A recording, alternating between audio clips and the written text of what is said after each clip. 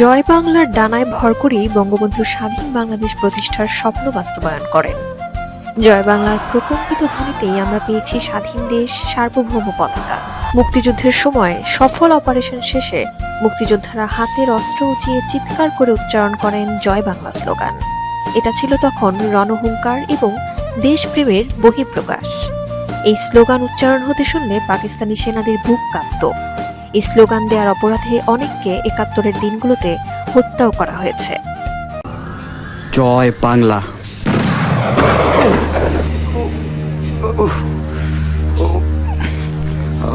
১৯৭১ সালের ১৬ই ডিসেম্বর যৌথ বাহিনীর কাছে পাকিস্তান বাহিনীর আত্মসমর্পণের সাথে সাথেই মুক্তিকামী জনতা চারদিক প্রকম্পিত করে তোলে জয় বাংলা স্লোগানে। আর ১৯৭৫ সালের ১৫ই আগস্ট বঙ্গবন্ধু শেখ মুজিবুর রহমানকে হত্যার পর জয় বাংলা স্লোগান উচ্চারণ প্রায় নিষিদ্ধ হয়ে যায়।